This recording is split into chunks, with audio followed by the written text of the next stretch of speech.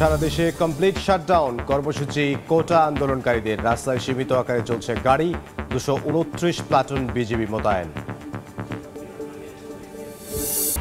দুদকের অনুসন্ধান টের পেয়ে ব্যাংক অ্যাকাউন্ট থেকে টাকা সরান বেরুজির দুর্নীতির খতিয়ান হাইকোর্টে দাখিল করতে যাচ্ছে সংস্থাটি, শিগগিরই হবে মামলা।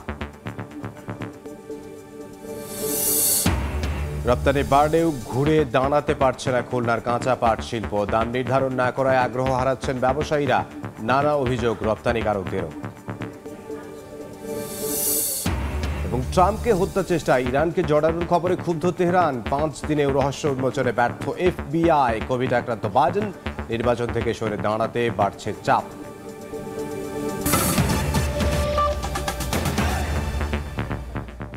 সময় সংবাদের সঙ্গে আছি আমি ইমদাদুল হক। কোটা সংস্কার আন্দোলনকারীদের ডাকা কমপ্লিট শাটডাউন কর্মসূচিকে ঘিরে রাজধানীর সড়কগুলো অন্যদিনের চেয়ে যান চলাচল কম লক্ষ্য করা গেছে। কারওয়ান বাজার, মতিঝিল, শাহবাগ, গুলিস্তান, নয়াপল্টন, ধানমন্ডি সহ নগরীর প্রায় সড়কগুলোতে গণপরিবহন সংখ্যা অনেকটাই কম। সকালে গন্তব্যের উদ্দেশ্যে বের হওয়া অফিসগামী মানুষদের দীর্ঘক্ষণ বাসের জন্য অপেক্ষা করতে দেখা যায়। এদিকে কমপ্লিট শাটডাউনকে কেন্দ্র করে আইনশৃঙ্খলা পরিস্থিতি স্বাভাবিক রাখতে ঢাকা সহ সারা দেশে 229 প্লাটুন বিজিবি মোতায়েন করা হয়েছে। রাজধানীর গুরুত্বপূর্ণ পয়েন্টগুলোতে পুলিশ ও র্যাবের টহল রয়েছে।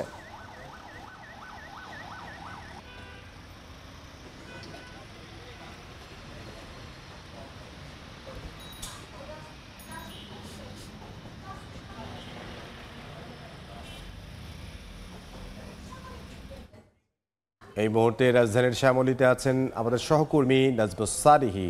ঢাকার পরিস্থিতি জানতে আমরা সরাসরি তার সঙ্গে যোগ দেব। সালিহি, সকাল থেকে মিরপুর, গাবতলী, দারুসালাম টেকনিক্যাল এই এলাকায় আসলে গাড়ির সংখ্যা অন্যান্য দিনের থেকে কিছুটা কম আমরা পরিলক্ষিত করছি।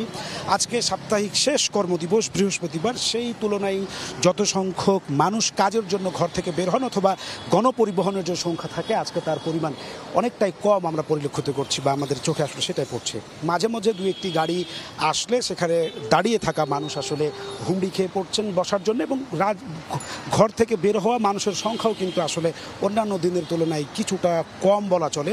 আমরা যে অঞ্চলগুলো ঘুরেছি সেই অঞ্চলগুলোতে এখনও কোটা সংস্কারের পক্ষে কোনো আন্দোলন অথবা বিপক্ষে কোনো ধরনের বড় ধরনের গণজমায়েত বা মিছিল এই ধরনের কোনো কিছু আমরা এখন পর্যন্ত দেখিনি। অর্থাৎ এই অঞ্চলটিতে কোনো ধরনের তৎপরতা না থাকলেও একেবারে গাড়ির সংখ্যা অন্যান্য দিনের তুলনায় কিছুটা চাপ কম রয়েছে।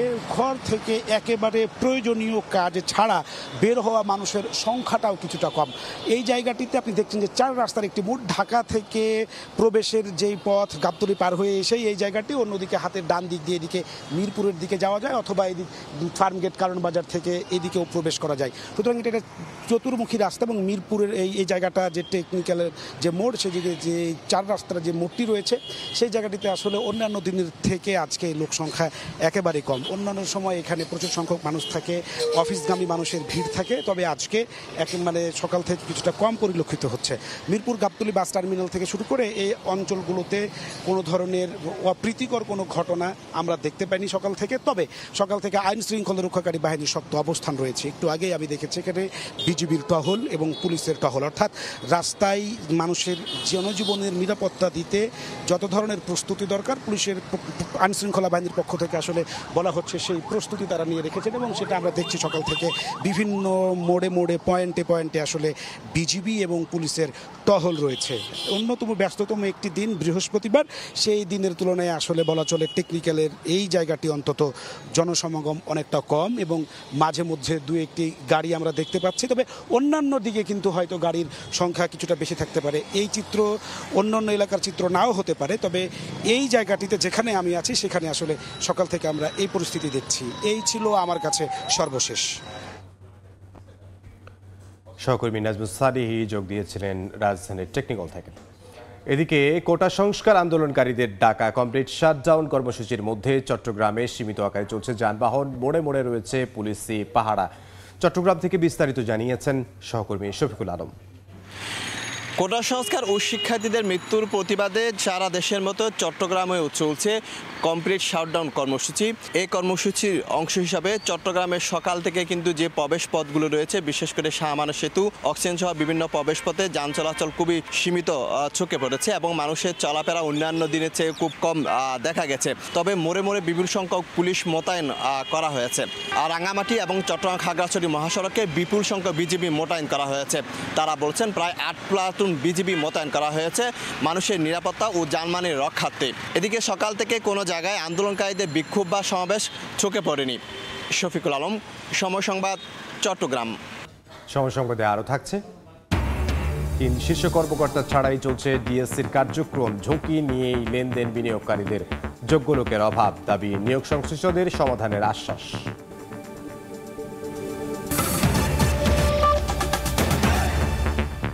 বেনজিরের দুর্নীতির খতিয়ান উচ্চ আদালতে দাখিল করতে যাচ্ছে দুদক। আগামী সপ্তাহের যে কোনো দিন হাইকোর্টের একটি বেঞ্চে অগ্রগতি প্রতিবেদন দাখিল করা হবে বলে জানিয়েছে দুদক আইনজীবী।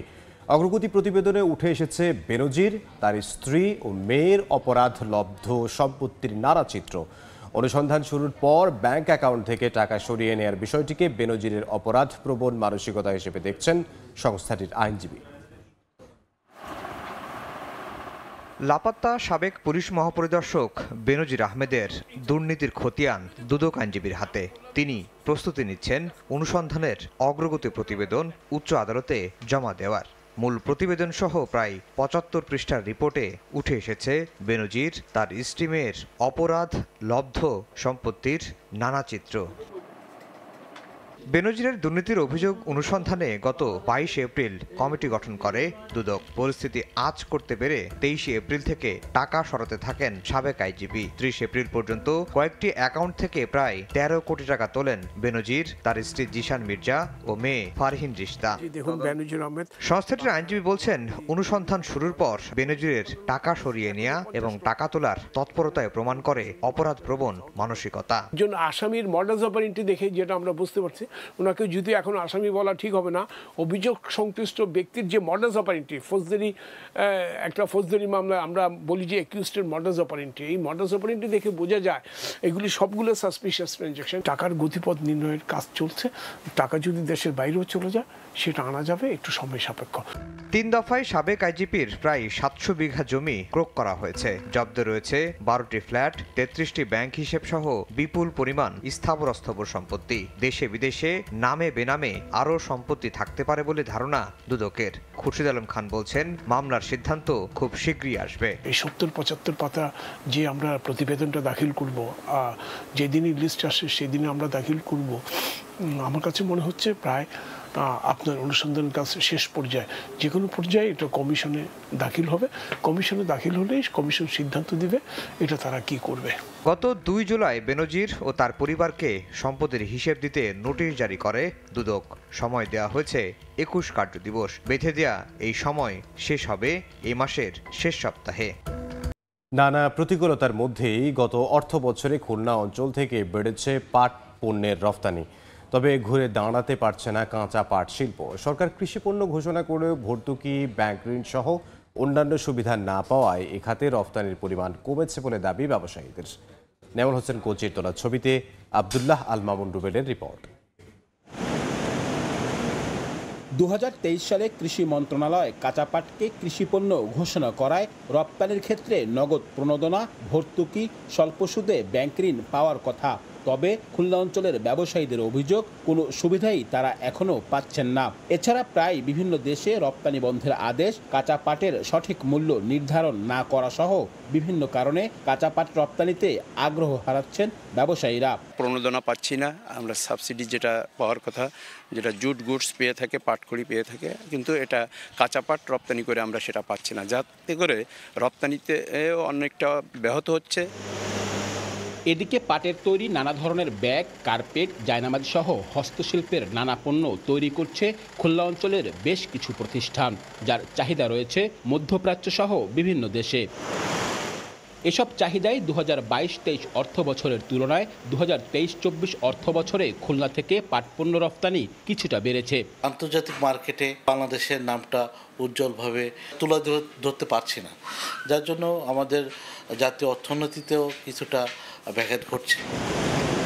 ব্যবসায়ীরা নানা সুবিধা পাচ্ছে জানিয়ে কাঁচা পাট ও পাটপণ্য রপ্তানি বাড়াতে নানা উদ্যোগের কথা জানায় রপ্তানি উন্নয়ন ব্যুরো। এটাকে যদি আমরা আসলেই তুলে ধরতে পারি তাহলে তো আমাদের ব্যবসায়ীরাও যেমন লাভবান হবে, সরকারও লাভবান হবে। খুলনায় বর্তমানে 25টি কাঁচা পাট রপ্তানিকারক প্রতিষ্ঠান ও 10টি পাটপণ্য রপ্তানিকারক প্রতিষ্ঠান রয়েছে। আব্দুল্লাহ আল মামুন রুবেল, সময় সংবাদ।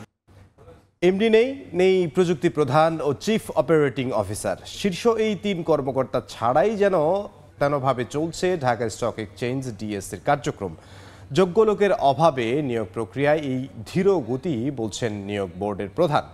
একদিকে আস্থার সংকটে পুঁজিবাজার থেকে মুখ ফিরিয়ে নিচ্ছে মানুষ, অন্যদিকে দিনকে দিন যেন আরও রুগ্ন হচ্ছে দেশের প্রধান এই পুঁজিবাজার। আলতাফ হোসাইনের রিপোর্টে বিস্তারিত। প্রায় 1.5 মাস ধরে ব্যবস্থাপনা পরিচালক এমডির পদ খালি রয়েছে ঢাকা স্টক এক্সচেঞ্জ ডিএসসিতে। 6 মাস পেরিয়েছে চিফ অপারেটিং অফিসারের পদত্যাগের, দায়িত্বে আসেনি নতুন কেউ। অব্যাহতির 1.5 বছরের বেশি সময় ধরে খালি পড়ে আছে চিফ টেকনোলজি অফিসার সিটিও পদটিও। শেয়ারবাজারের সব কার্যক্রমই চলে সফটওয়্যারের মাধ্যমে। সিটিও ছাড়া বিকল্প লোক দিয়ে কাজ চালিয়ে নিলেও যে কোনো সময় ঝুঁকিতে পড়তে পারে ডিএসসির লেনদেন, এমন শঙ্কায় প্রতি মুহূর্ত পার করেন বিনিয়োগকারীরা।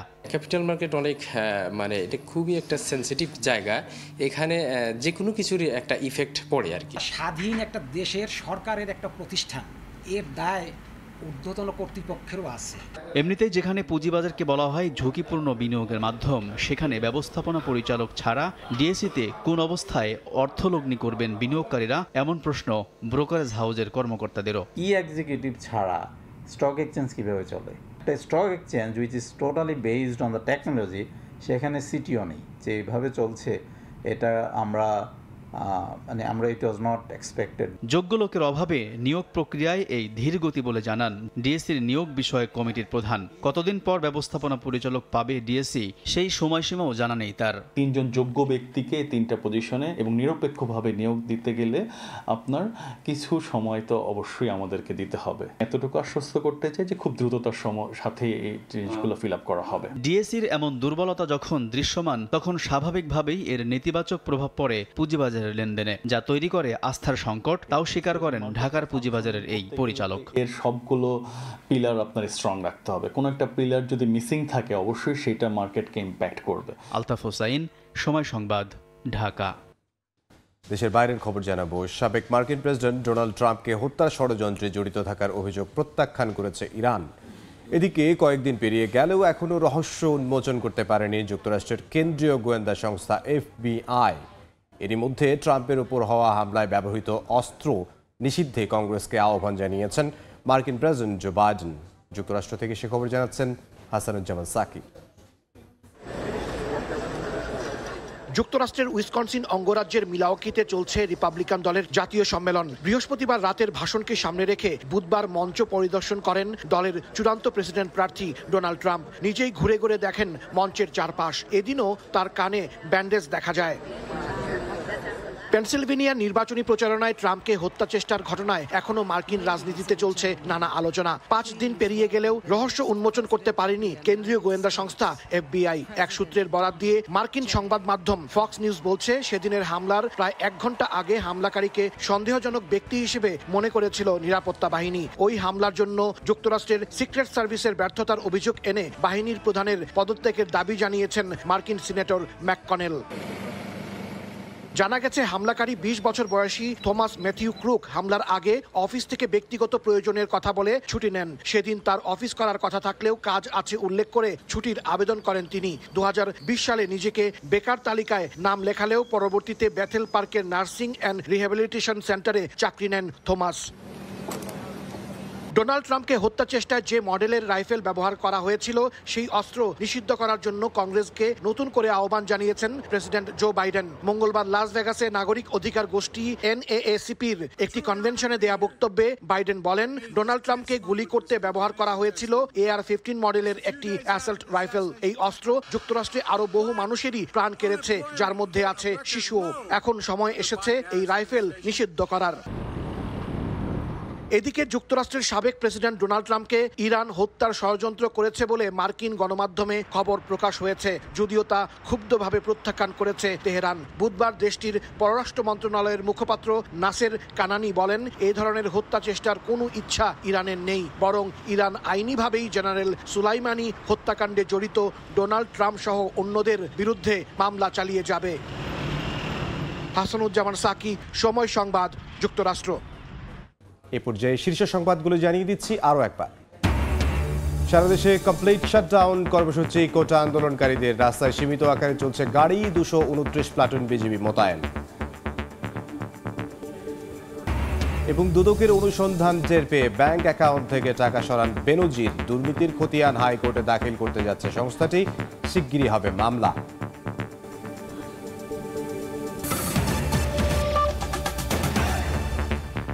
এই ছিল সময় সংবাদে। এ সময়ের বাণিজ্যের সঙ্গে থাকবেন সহকর্মী ছোঁয়া খন্দকার। ধন্যবাদ ইমদাদ। এই সময়ের বাণিজ্য নিয়ে ফিরছি কিছুক্ষণ পর, সঙ্গেই থাকুন সময়ের।